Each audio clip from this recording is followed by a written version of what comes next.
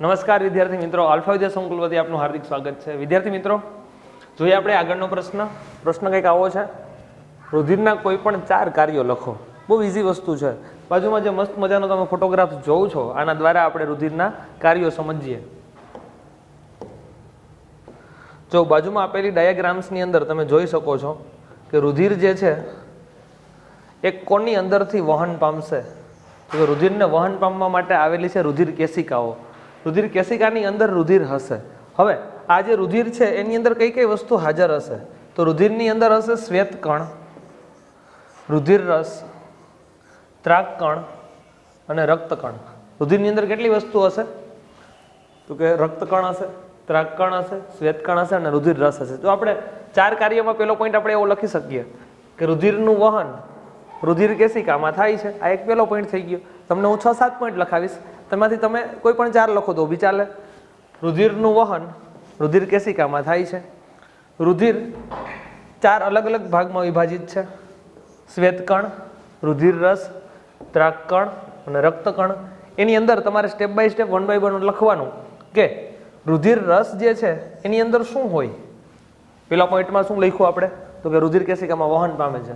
બીજા પોઈન્ટની અંદર તો કે શ્વેત કણ હોય, રક્તકણ હોય, ત્રાક કણ હોય અને રુધિર રસ હોય। ત્રીજા પોઈન્ટની અંદર કોઈ પણ એક વિશે લખો તમે। ફોર એક્ઝામ્પલ તરીકે આપણે વાત કરીએ શ્વેત કણ, તો શ્વેત કણ જે છે એ શું કામ કરશે?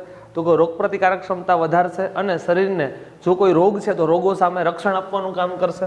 રોગ સામે રક્ષણ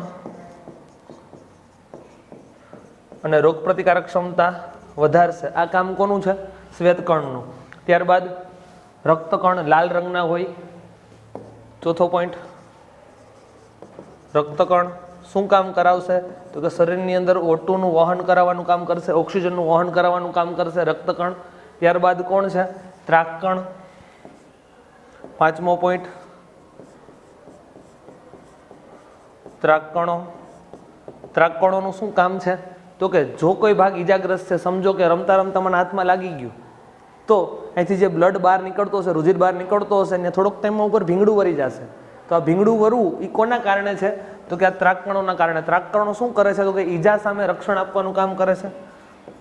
ઈજાથી શું કરે છે? રક્ષણ આપે છે।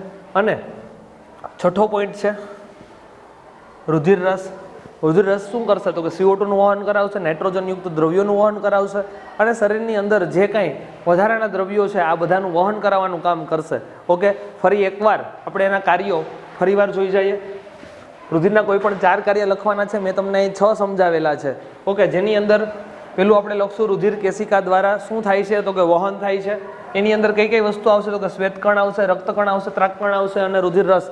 બીજો પોઈન્ટ હતો, ત્રીજા પોઈન્ટમાં કોઈ પણ એક કણ વિશે માહિતી આપી। શ્વેત કણ સફેદ રંગના હશે, આને કહેવાય WBC વ્હાઇટ બ્લડ સેલ, અને કહેવાય RBC રેડ બ્લડ સેલ।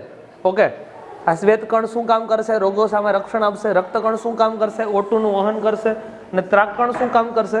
ઈજાગ્રસ્ત ભાગોને સમારકામ કરવાનું કામ કરશે। તો આ શું થયા? રુધિરના કાર્યો મોસ્ટ ટાઈમથી પ્રશ્ન છે, 2 માર્કની અંદર પૂછાવાના ઘણા બધા ચાન્સીસ છે। Thank you so much.